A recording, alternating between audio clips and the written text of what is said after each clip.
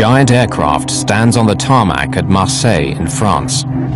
It's been taken over by hijackers who are preparing the worst terrorist atrocity the world has so far seen.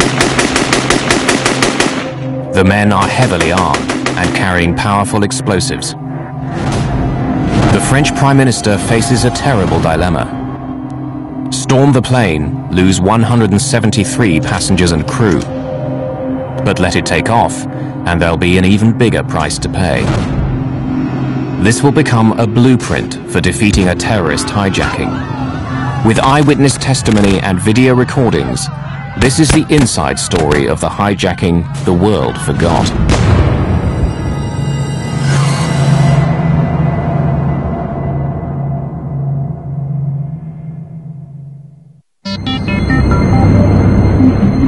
It's Christmas Eve 1994. An Air France jet is on final approach to Algiers airport. It's the early morning flight from Paris to this former French colony on the north coast of Africa. The plane is an Airbus A300 with a crew of 12 on board. 3 greens.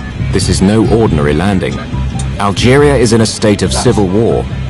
The area around the airport has been the scene of fierce fighting. There's a very real threat of missiles being fired at the plane as it comes in to land. The flights to Algiers are only done by volunteers because of the terrorist threat. We're all aware of it. We accept the risk. So dangerous is it that Air France, the French state airline, has asked its government if it really needs to continue these flights to Algiers. So far, there's been no reply. 100 feet. 50 feet. 20 feet. You got thrust, engage. The captain of Air France Flight 8969 is Bernard Delem, a highly experienced pilot.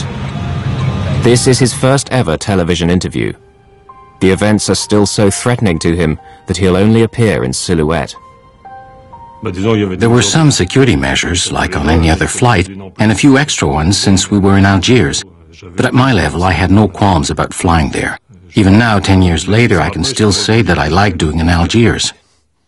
The plane will only be on the ground for the short time it takes to clean, refuel, and board the passengers for the return flight. They're mostly Algerians, but many are French, escaping for a while the perils of life in Algeria. 3 years earlier, Islamic fundamentalists had won the elections there, hoping to install an Islamic state. But then the military seized power and imprisoned their leaders. Since then, Algeria has descended into chaos. Boarding is nearly over, but then... Presidential police, you two take the rear. Another sign of the fraught security situation, police board the plane for one more check. Police, nobody move, please. Presidential police, we're carrying out an identity check. All right. No, you stay here, we'll handle it. It'd be best if I made an announcement. Okay, go ahead.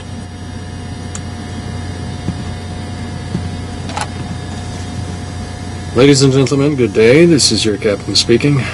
There will be a short delay while the police will come to the cabin to carry out a passport check.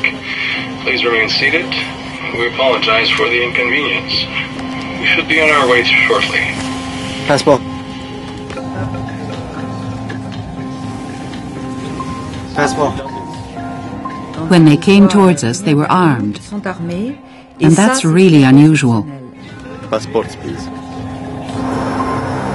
This unauthorized delay to Flight 8969 is making the military suspicious. Algerian special forces, known as the ninjas, are already heading towards the plane. I looked outside and I could see the ninjas out there, the Algerian special forces. I said to myself, why are there so many of them? Tarout means infidels. And when he said that, I knew straight away that they were terrorists. There it was. All of you, get to the back! Hurry! Shut that voice of Satan! Sit down! You two, don't move! Nobody move! We are not the police. We are Mujahideen. The men are not police, but terrorists. They belong to a violent group of Muslim extremists. They aim to force an Islamic State on Algeria no matter what it takes. And seizing the plane is part of that plan. Inshallah! When that happened, it was like a rock falling. Like lead. I don't know which. It was horrifying. Look at this! This is a very powerful bomb! There are others just like it! Ready for a great fireworks show in the sky! We are the Mujahideen of the people! God has chosen us to die, and you to die with us! The leader, 25-year-old Abdullah Yahya, is a notorious killer. There is nothing to fear! God awaits us all in his heavenly paradise.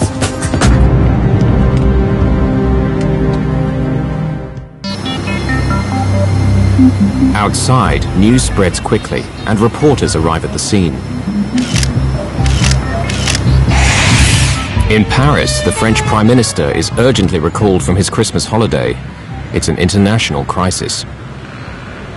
I spent the whole afternoon on the phone trying to find out exactly what was going on. It was pretty confused. The Algerian authorities were determined to get tough, and it was difficult to discuss the problem with them. Give me your jacket, Captain. Back in Algiers, the terrorists decide to put on the flight crew's uniforms to confuse any army snipers. Meanwhile, in the cabin, one of the terrorists is not happy with what he sees. Cover your head! Cover your head more!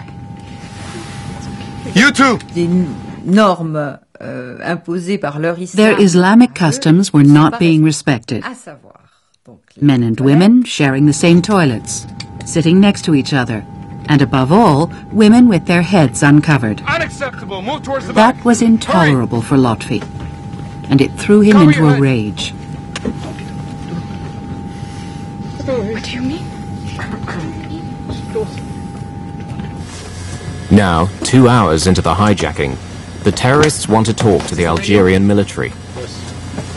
You in the tower! We have taken control of this Air France flights. We are the armed Islamic group. Do you hear me? Do you understand? Do you hear me? What is wrong with this thing? They don't hear me. They couldn't hear you because you both talked at the same time. You have to start again. You tell them! Do it!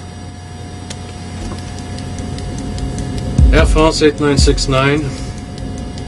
What do you want me to say? The terrorists order Captain Belem to take off for Paris. They say they're going to hold a press conference there. But the plane can't move.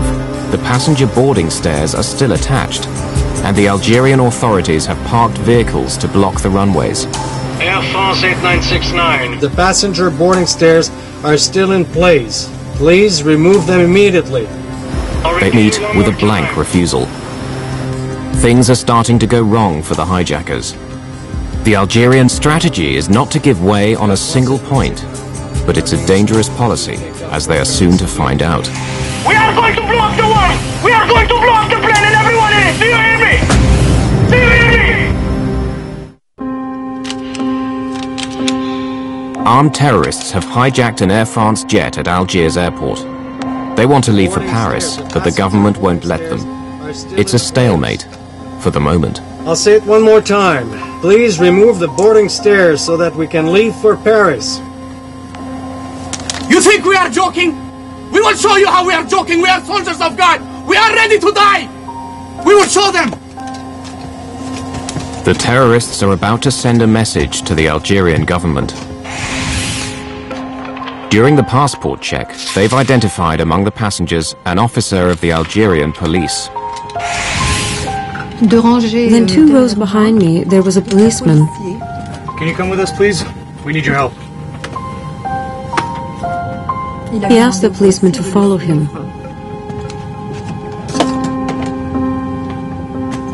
It's crazy, I don't know if he knew, but he was very hesitant. He was walking, but reluctantly, because he didn't know what was going to happen to him. Open the door, please.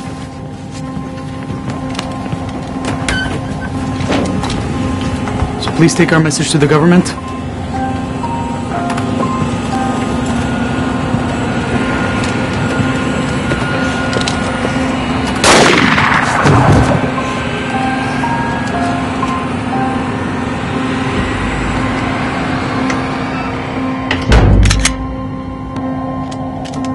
Few passengers are aware of the murder, nor are the pilots. The first contact we were allowed with the cabin was when a stewardess was allowed into the cockpit to see if we wanted anything. I said, we'd like a glass of water, because it was hard to swallow, as you can imagine. Our throats were very dry. Just then, she whispered to me, they've already killed a passenger. I was dumbfounded because we had no idea. We'd heard nothing. But the passengers are growing more concerned about what's going on outside. There are signs that the Algerian Special Forces are preparing for an armed assault. The biggest worry that we all had was that the ninjas, the Algerian Special Forces, would attack the plane. Things were going on inside the plane, sure, but anything that would come from the outside would upset things, and that scared us.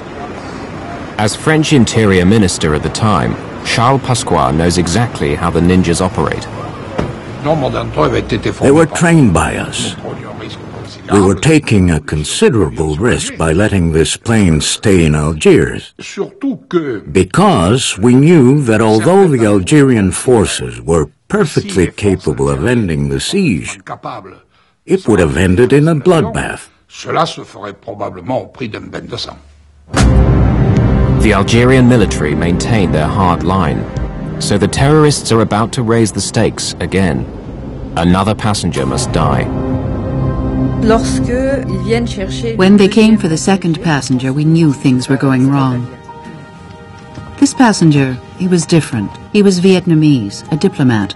He was the real foreigner on this plane. This passenger was not cowed by their terror, and that must have bothered them.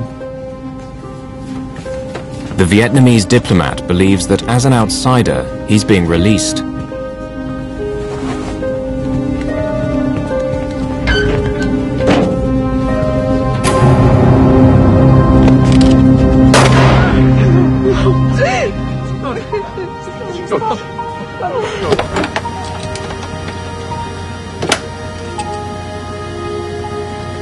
The stewardess went back to the cabin and came back with a bottle of water and some glasses. She served us and whispered, it's not one now, it's two. Immediately, I realized that we had really hit the jackpot. The killer in the group is becoming increasingly bizarre. The tallest one, the killer, when we passed each other on the plane, he would take me by the neck and kiss me on the forehead. And later on, the meaning of this was more or less confirmed to me. People told me that this could be seen as the kiss of death. Finally, Morin plucks up enough courage to voice his fears. Can I say something?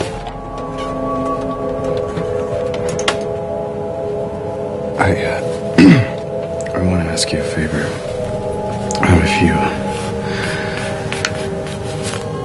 If you decide to kill me, I want you to promise me that I don't want to be killed by a bullet in the back, because when I die, I want to be able to see your face. What are you afraid of? Well, it's impossible not to be afraid with what's going on the plane. You don't need to worry.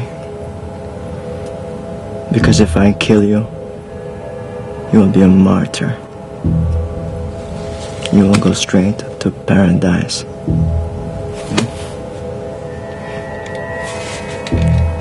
I can tell you that it didn't make me feel any better.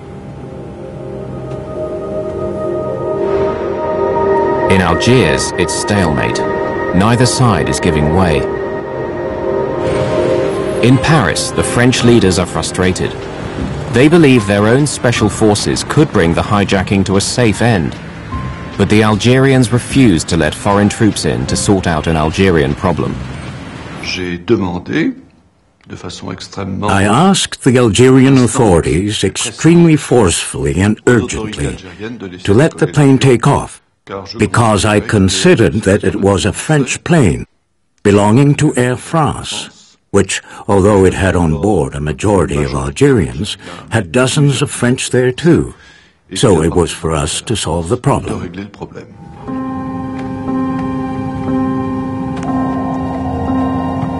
Night falls.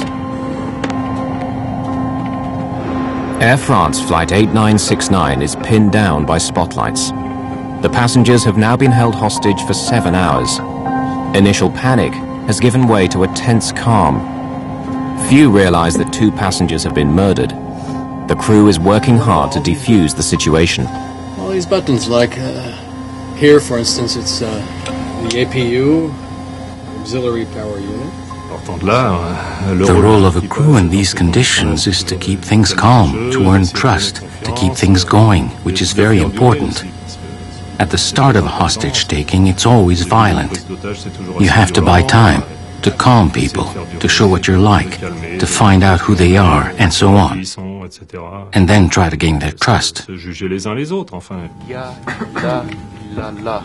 Ça va jusqu'à la conversion de 2. There was the conversion to Islam of 2 stewardesses, of whom I was one.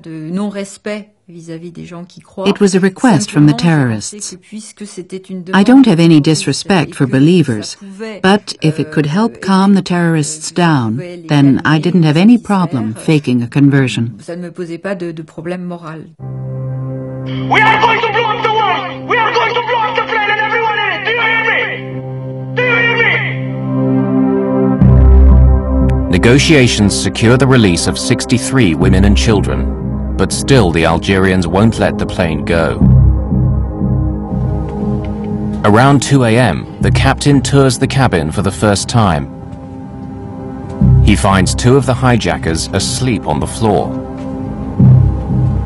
There were 2 of them lying on the floor, between door 1 left and door 1 right. I thought, look, 2 of them are asleep, one's at the rear, there's only 1 in the cockpit. If an assault took place now, maybe it wouldn't be so bad. But that's as far as it went.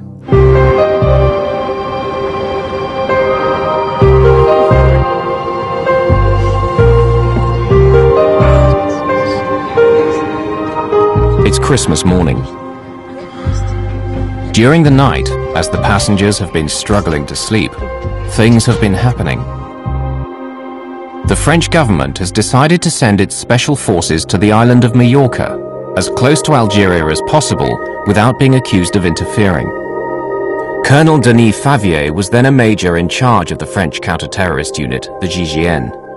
Since the hijacking, it's feared that terrorists have put a price on his head, and he doesn't want his face to be seen. The decision was taken to send GIGN to Majorca.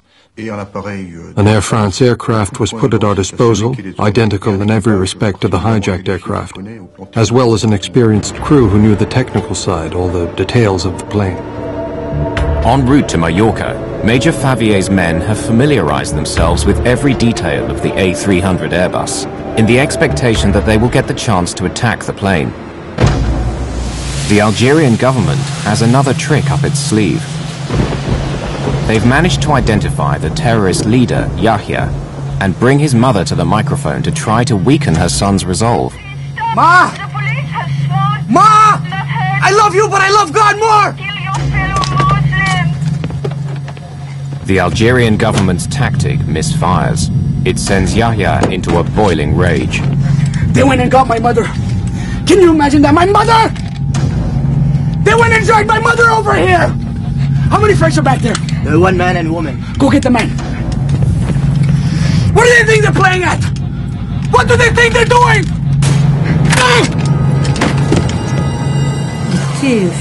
He was furious. He had no intention of changing his mind. Even the love of his mother, even his mother couldn't do anything. Until now, the terrorists haven't targeted any French citizens. But their time has come. 2 staff members of the French embassy are on board, a secretary and a young chef.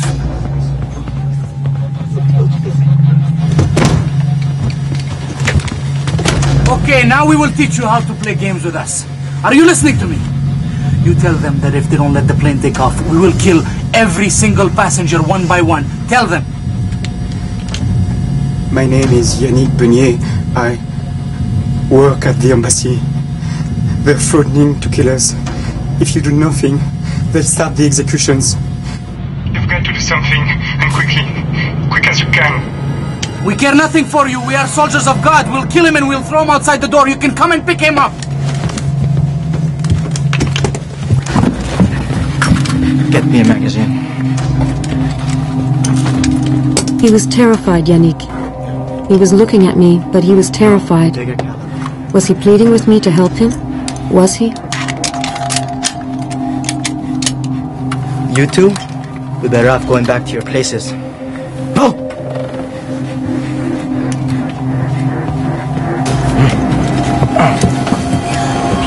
I was saying to myself, no, it's not possible. It can't happen like this. It's not possible.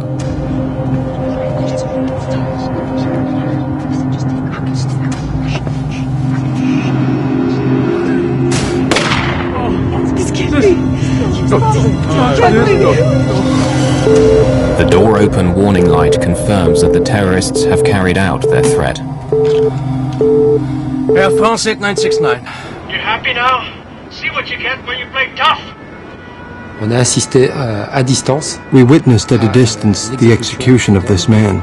C'est quelque chose qui a été qu'on avait vécu. It was something we lived through with great emotion in Paris, because we were patched into the conversations between the plane and the control tower. The French government can no longer stand by and do nothing. Prime Minister Balladur gets on the phone and threatens his Algerian counterpart.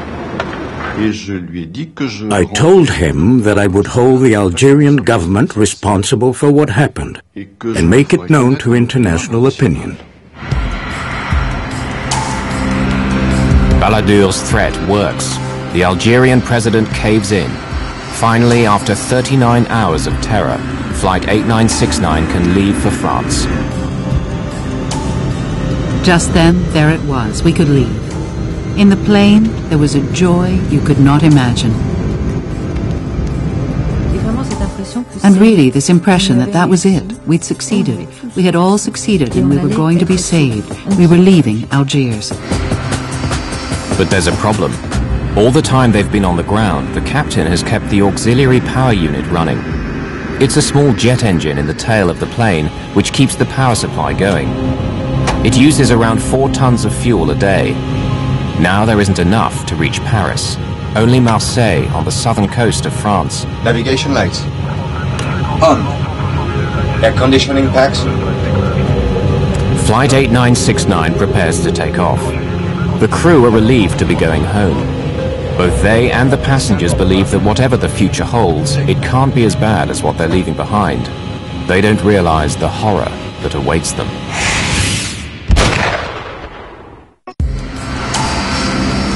After 2 days of terror and the death of 3 passengers, the Algerian authorities are allowing Flight 8969 to leave for France. The terrorists say they're going to hold a press conference there. Before takeoff checklist completed.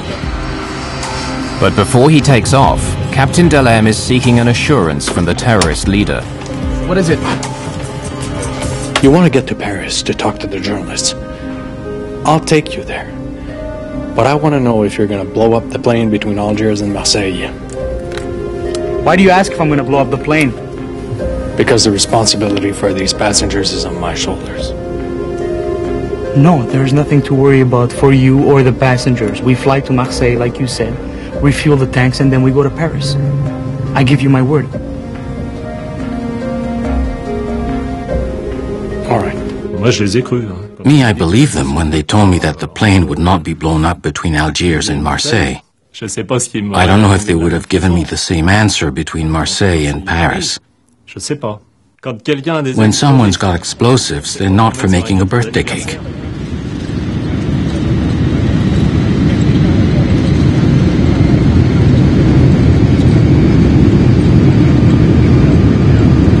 We have 2 terrorists strapped in their seats in the cockpit, and they're so excited. They're like kids, excited, happy. What's more, they'd succeeded. At 3:30 in the morning on the 26th of December, the plane approaches Marseille airport. They're unaware that Major Denis Favier and his French special forces have got there ahead of them from Mallorca and are now planning a showdown. Normally you arrive on ground that's held by the enemy, but here it's the enemy who is going to arrive on ground where you are in total control. And that's a key element in the success of the operation. 50 feet. 20 feet. For the terrorists, it's the magic moment. We are landing in France. We'll get fuel. We'll get provisions to take off again and go to Paris, because that's the objective. The airport is very dark.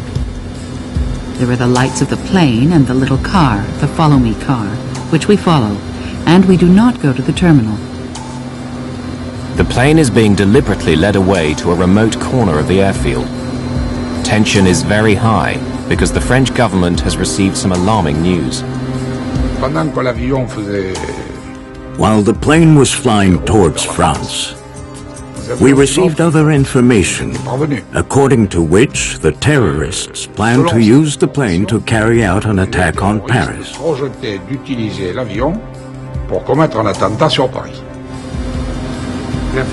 The information was credible, and we took it seriously. So the decision was made that no matter what, the plane would not take off from Marseille. No matter how high the price may be, the plane would not take off. We picked a very precise spot for the plane to park, and then we just played for time.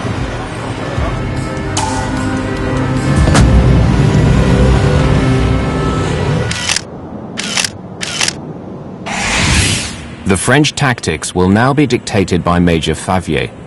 His plan is to wear the terrorists down. Whilst always appearing conciliatory, the French will spin out negotiations as long as possible. They know that Yahya and his men must be tired. The hijacking has now gone on for almost 2 days. Air France 8969, we require immediate refueling. 27 tons! 27 tons. The terrorists have learned from the flight crew that 27 tons of fuel will fill the tanks, far more than the 9 tons needed for the journey to Paris. It appears to confirm the intelligence report that the plane is to be used as a firebomb. They say it's not possible because of the killings, because of what happened in Algiers. It's in all the papers.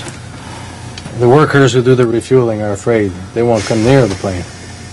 Tell them we want to go now. We'll do a press conference in Paris. Air France 8969, they want to leave for Paris right away. They wish to hold a press conference in Paris.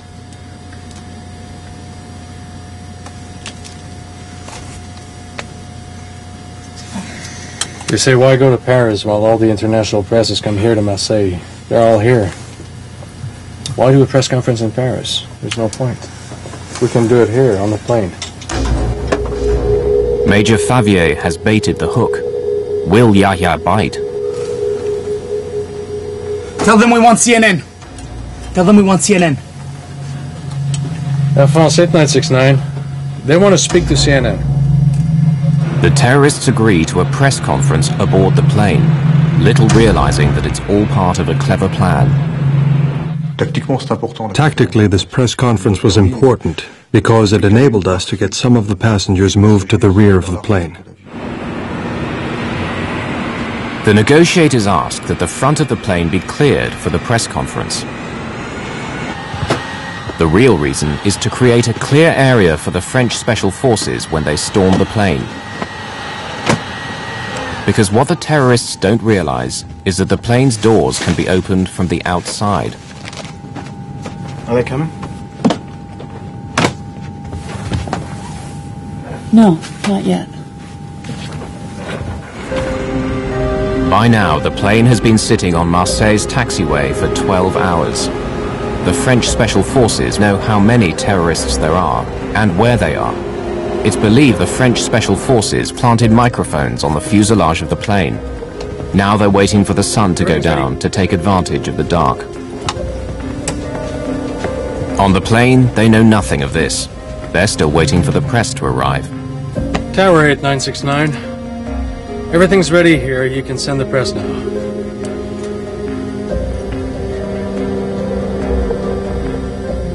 (8969). What do you mean they're not ready? No. You said they were ready over an hour ago, and you were going to get them. Come on, there's not much time left.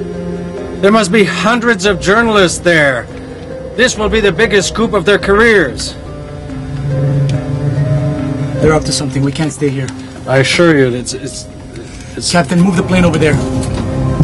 I promise you, we'll be... Captain, move it right now. Do it. Move the plane over there where the other ones are. We'll be fine. I promise. Move the planes! Go over there where the other ones are! Do it! Do it! Let's go. Start engines. Suddenly, all Colonel Favier's plans are in disarray. Yahya, the terrorist leader, now has the initiative. Tactically for us, the situation was very bad. Our positions were based on the plane being parked at point A, and all of a sudden it's at point B. So we have to reorganize very quickly. Captain Delem is forced to park right at the foot of the tower, close to the terminal and other flights. If they blow up the plane now, the casualties could be enormous. Tell them it's too late now! There won't be a press conference, it's too late, it should have been done! Tell them to fill the tanks! We're leaving! They have until 5 o'clock, at 5 o'clock, we're taking off! Tell them, Captain, do it! I've had it, do it! Air France 8969. Major Favier is having his men picked up as fast as possible to move to new positions. He puts snipers on the terminal roof, where they'll have a view of the cockpit. He only has a few minutes to set up his emergency plan, a cavalry charge of passenger boarding stairs. 3 air stairs and 30 men. This is the plan. Penetrate by the 2 rear doors, with 2 teams of 11 men each at the rear right and rear left doors, and then a penetration by a smaller team of 8 men at the front right door to gain control of the cockpit, since we know that the terrorist leader is in the cockpit. Our intention is to cut off the cockpit from the rest of the plane. By 5 o'clock, no fuel has been delivered. The authorities have no intention of allowing the plane to take off. 5 o'clock comes round, and there, it's the moment when Yahya has to do something.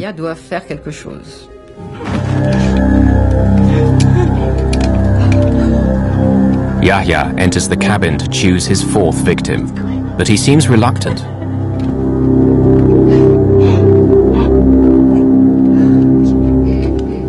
He chooses a member of the crew, the youngest, the most foreign, who had made the mistake of telling him he was an atheist.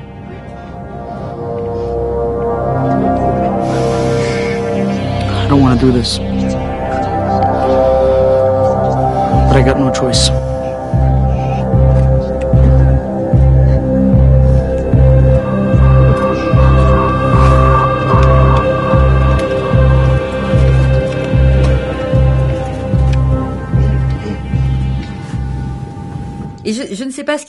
I don't know what was going on in Yahya's head, and we never will. I don't know if he changed his mind, but he kept putting off this execution. So instead of that, he fired on everything around.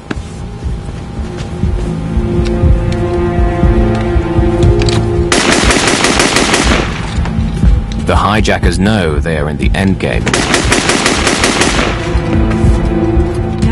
But then they discovered there was a public address, and they started reciting verses from the Quran. It was very difficult because it was the prayers for the dead. We had to prepare ourselves for death. We were going to die as martyrs. God was waiting for us. There was silence, and all of a sudden it was a state of panic. The terrorists know the French negotiators are in the control tower. They decide to send them a message.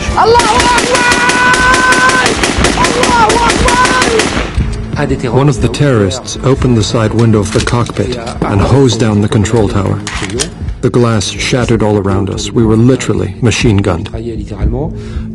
Since we had landed in Marseille, there had been some moments of tension, but nothing like what seemed to be about to happen. comme ça avait l'air de se présenter. We're gonna succeed in our mission, Captain. Don't worry about that. Major Favier has been given carte blanche by the French Prime Minister Edouard Balladur. He decides the moment has come to act.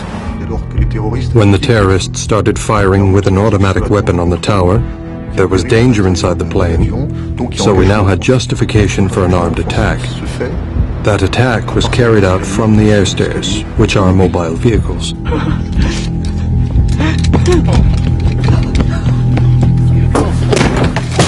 They're coming! The Taru are coming!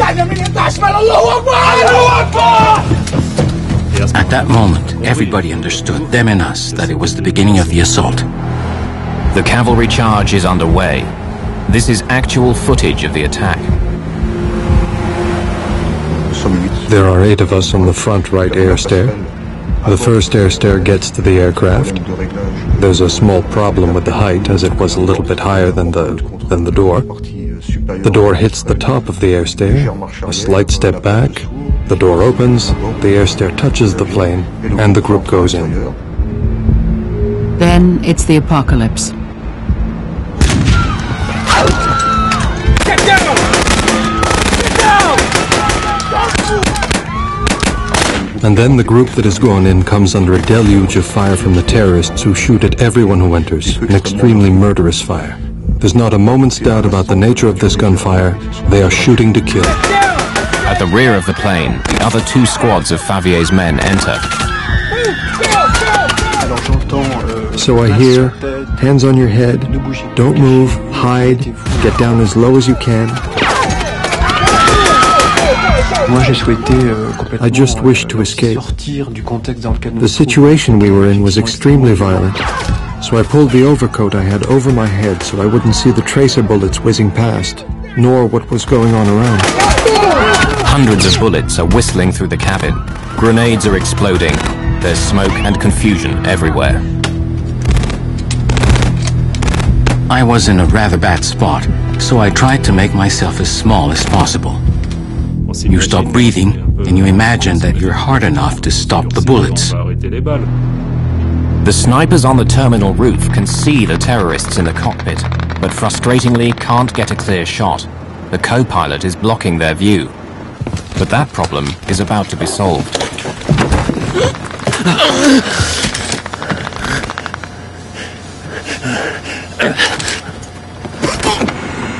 Actual video footage shows the co-pilot, Jean-Paul Borderie, falling onto the hard concrete. Yet he still manages to stagger away to safety.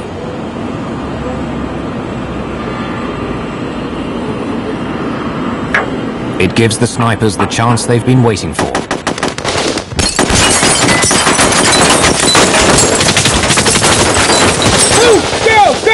At the rear of the cabin, the French Special Forces is evacuating the passengers through a hail of gunfire. But cabin steward Christophe Morin finds himself unable to escape. I tried to take with me a woman, a passenger who had been sitting next to me, but she was too fat, she could not come. So we just held hands. Unbelievably, only a few minutes after the assault began, most of the passengers have been rescued. By now, only 1 terrorist is left alive, but he's going down fighting. There was only the flight engineer and me left in the cockpit. We looked at each other, and there's just this one terrorist. He looks at us, one after the other. His 3 colleagues are here, dead or nearly so. Out of spite, he could have killed both of us. He didn't. What more can I say?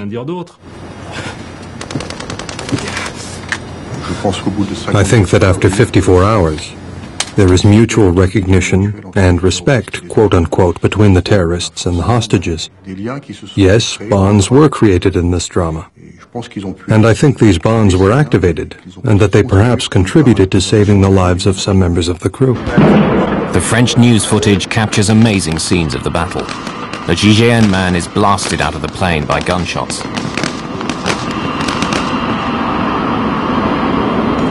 The final surviving terrorist holds them at bay for almost 20 minutes, but his time and his ammunition are running out.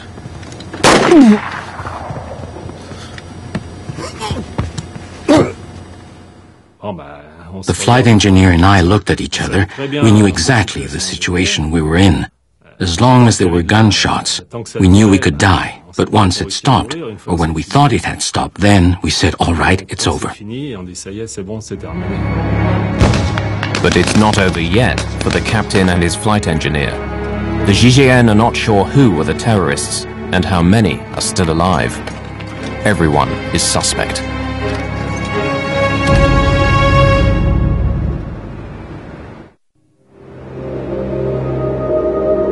The battle around the cockpit has been so fierce that everyone believes the flight crew are dead.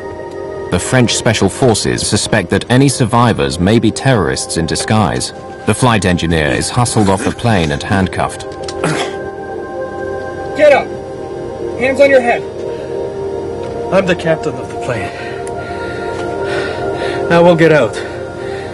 But not with my hands on my head. I would never have left the cockpit with my hands on my head. After all I had been through, I would not be punished like a child.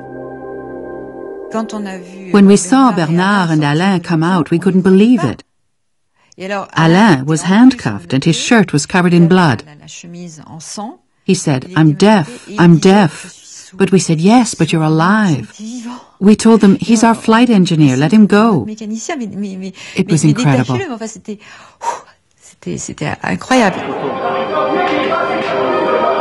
For 20 minutes, the gun battle has raged on board the crowded aircraft. Hundreds of shots have been fired, numerous grenades exploded. Yet all 173 passengers and crew have survived. Captain Delem himself escaped with bullet wounds to his right elbow and thigh. The crew had a specific responsibility, the duty to save the hostages and to safeguard the plane. The crew in general and the captain in particular, they all rose to the occasion. 9 of the 30 GIGN men have been wounded, 1 seriously. When I assessed the gravity of the GIGN men's injuries, and when we learned that none were fatal, then yes, I could consider that the operation overall had been a success. Out of the 161 passengers who survived the hijacking, only a few have suffered slight injuries. A huge relief to the French Prime Minister. I cannot say that I was calm that day, but I considered that there was no other decision to be made than the one I took. So the only thing that was left for me was to hope that things would unfold well. And as a matter of fact, they unfolded exceptionally well. I would not have dreamed that they would go that well. All the French special forces and the crew members received high national honors for their courage. For a long time, I kept seeing the faces of the 3 dead passengers that I couldn't save. Then, when the time of the medals came, I realized that I had helped save 170 people. It's a lot more gratifying, and it allowed me to mourn and get over it. I don't wear the medal, but I'm proud of having it, and I consider that we deserved it. We only did what we were supposed to. Our job. It was a textbook mission, one of the most successful anti-terrorist operations ever carried out. But the traumatic experience will never leave the survivors. Zahida Kakachi, the passenger, could not stay in Algeria. She became so anxious about her safety, she emigrated to France. Stewardess Claude Bernard was thanked by Air France, but never worked for them again. Christophe Morin suffered the same fate. Since this horrific experience, his outlook on life has changed radically. He now works for a charitable organization. Captain Delem eventually returned to flying duties. After a further 9 years of service, he's recently retired from Air France.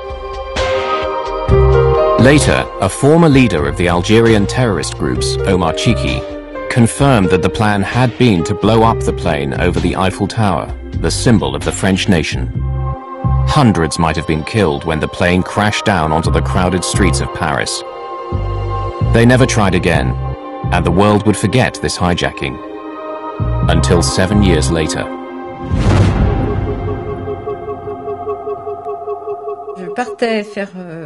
I went to do some shopping and I bumped into a friend who said a plane has crashed into the World Trade Center. I went home and stayed sitting in front of the television for 24 hours. I couldn't move or eat or do anything. All those images came back to me, and I asked myself, is that what was supposed to happen to us?